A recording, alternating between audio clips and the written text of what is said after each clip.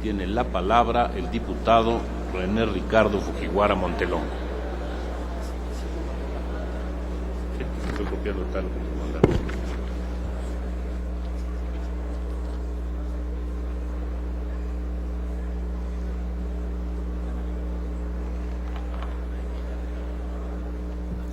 Con el permiso de la presidencia, compañeras diputadas y diputados, el 68 es una herida que partió en dos la historia de nuestro país.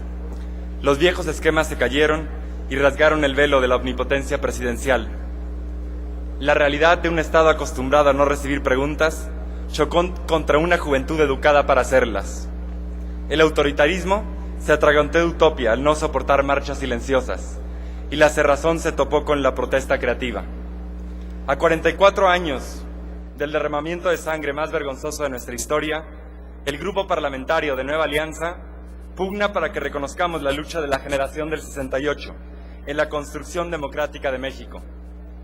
Los movimientos sociales explotan cuando la legitimidad se separa de la legalidad, y así sucedió en 1968. La relativa tranquilidad económica fortaleció una clase media en las ciudades del país, lo cual creó una pluralidad social inusitada, misma que requería de una pluralidad en la participación política. El gobierno no lo entendió así. Es de esta disociación que surgen las primeras inconformidades en el semillero. En octubre de 1966, Everardo Rodríguez Orbe es asesinado en una marcha de Morelia, y la reacción estudiantil causa muchos muertos y presos políticos. En el 67, se concede ciudadanía a los de 18 años para poder encarcelar a los jóvenes antes. Ya en 1968, el rector del UNAM de la época, Javier Barros Sierra, encabeza la llamada Marcha del Rector, con 80,000 personas que marchan por la Ciudad de México. Y en agosto sucede la manifestación de los héroes y toma de Zócalo, a la que asistieron más de 400,000 personas. Claramente, existía un rompimiento entre la realidad social y la realidad política del país. Por primera vez, un movimiento social fue liderado por sectores que no podían ser descalificados oficialmente: estudiantes jóvenes y maestros, unidos por la libertad de expresión, por la educación y por el derecho a disentir de su gobierno. Lamentablemente, el Estado utilizó la tipificación del delito de disolución social como pretexto para apagar con violencia innecesaria muchos de estos movimientos. Y esto ocasionó que la flama se incendiara más, hasta que se desbordó en los lamentables hechos que ya todos conocemos. El dolor de la sangre manchó las entrañas de nuestro México. Es a partir de esa herida y de la incapacidad del Estado para procesar las demandas sociales legítimas que el status quo se rompió. La lucha democrática de la generación del 68 logró establecer una forma de dialogar distinta con los gobernantes. Hoy sabemos que la solución de los conflictos nunca se debe hacer a través de las armas y la represión, sino solo a través del diálogo. Fueron tales los efectos de la lucha del 68 que a los presos políticos ya no se les acusó del delito de disolución social, y finalmente este fue derogado en 1971. Los resultados sociales se vieron reflejados hasta los 80, cuando la sociedad civil organizada reencontró la fraternidad en la tragedia y se organizó políticamente. Compañeras y compañeros legisladores, en el Grupo Parlamentario de Nueva Alianza recordamos con tristeza los sucesos del 2 de octubre de 1968. Creemos en su testimonio, que persiste, y creemos también en la generación de hoy, que deberá de unirse por encima de sus diferencias para construir un México nuevo. Los jóvenes de la generación del 68 sentaron con su lucha las bases para la libertad social en el siglo XX, y con ello del desarrollo de la sociedad civil y de la democracia electoral. Los jóvenes de hoy tenemos la responsabilidad de hacer de México la nación moderna y justa que el siglo XXI demanda. Retomemos con vehemencia las lecciones de una generación de jóvenes que ya no existe, y luchemos para que ningún otro poeta tenga que volver a escribir líneas como las de José Emilio Pacheco. El llanto se extiende, gotean las lágrimas, ahí en Tlatelolco, porque ese día hicieron una de las mayores crueldades que sobre los desventurados mexicanos se han hecho en esta tierra.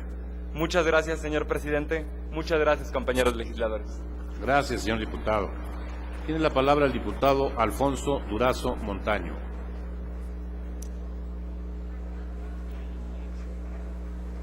¿Quién?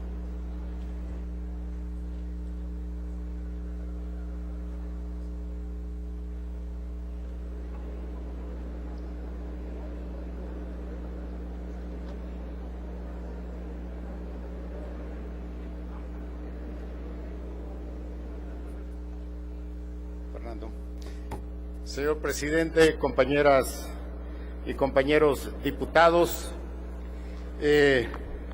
voy a anticipar su comprensión porque voy a leer mi discurso utilizando una tecnología nueva, un iPad, así es que espero no estar sujeto a alguna trampa de la tecnología. Recordamos hoy 44 años de aquella tarde amarga que se convertiría en un parteaguas histórico. Recordamos hoy aquella lucha de miles de jóvenes mexicanos cuya demanda de libertad y democracia fue ahogada en sangre por la irresponsabilidad histórica de un gobierno represor. Mientras en la plaza se levantaban cuerpos acribillados y se detenía a jóvenes por el solo hecho de serlo, desde los medios de comunicación se procedía a su aniquilación simbólica. Pareciera que habláramos no de hace más de 4 décadas, sino de un tiempo más próximo. Pero la historia de la tragedia de Tlatelolco no fue escrita, afortunadamente, por los vencedores. Abajo, ahí donde suele transcurrir la realidad que el poder no quiere todavía contemplar, se fueron abriendo paso los testigos y sus testimonios. Se fueron imponiendo los hechos sobre las invenciones, y la versión que terminó por trascender en la historia fue la de ellos, la de los vencidos, los agraviados, los torturados, los desaparecidos y los asesinados. Quede ello como una lección para quienes entonces, ahora y en cualquier tiempo, piensan que es posible sustentar al ejercicio del poder público en la represión y en la manipulación de la realidad. Hubo quienes entonces se convencieron desde el partido en el poder de que el régimen político podía seguir funcionando con una tímida apertura de puertas para evitar su toma por asalto. Suponiendo que la gente olvidaría, conservaron intocados sus territorios esenciales. Suponiendo que la sangre no quedaría grabada en la memoria colectiva, se mantuvieron inamovibles los enclaves de fondo del control político. Sin embargo, la sociedad se puso en movimiento. Sindicatos, organizaciones campesinas, guerrillas, partidos, nuevos medios críticos de comunicación y expresiones culturales libertarias desfondaron entonces la inmovilidad del viejo régimen. Se rompieron así las aristas más agudas del presidencialismo mexicano. Los logros en el avance democrático del país no han sido, pues, concesión generosa del gobierno, y lo que falta por hacer tampoco lo será. Del cruento derramamiento de sangre en Tlatelolco surgió una sociedad que, a pesar de resistencias y obstáculos, continúa luchando hasta el día de hoy por los mismos objetivos de libertad y democracia, equidad y bienestar de 1968. Hoy, como entonces, son claros los síntomas de descomposición institucional del sistema político mexicano. A 44 años de distancia, ahí están la corrupción, la cerrazón institucional, los millones de pobres, la desigualdad y los poderes fácticos al mando de las poleas y palancas del Estado. Ahí están la violencia y el cansancio de una sociedad defraudada por la clase política dominante. La feroz concentración mediática, las elecciones donde cuentan más los pesos que los votos, las decisiones del gobierno sin consenso social, la impunidad que tan dramáticamente simboliza la guardería ABC, la aprobación al vapor de iniciativas que modifican al mundo laboral sin que los trabajadores en la calle sepan de qué se trata. A 44 años de la caída de los jóvenes en la Plaza de las Tres Culturas, ¿les diremos que vamos por el camino correcto? Frente a esas crudas realidades, el poder político sigue el itinerario de 1968, la autocomplacencia, la sordera, la ceguera. El resultado es el encono, el aumento de las tensiones sociales y el divorcio evidente entre gobierno y gobernados que hoy recorre a todas nuestras estructuras políticas.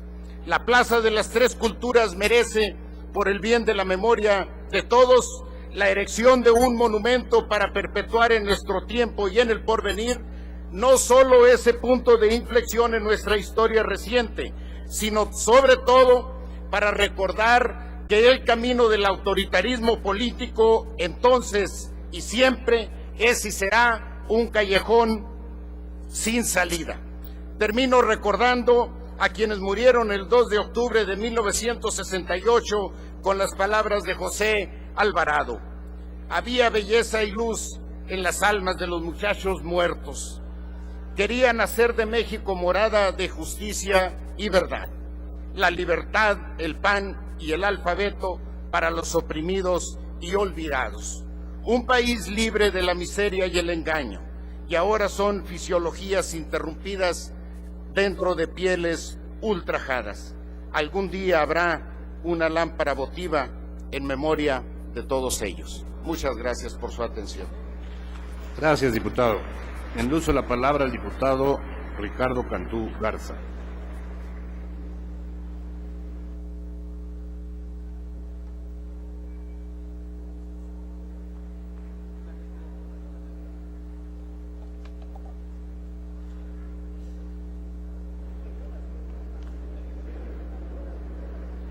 Con el permiso de la presidencia, compañeras y compañeros legisladores, el día de hoy, hace 40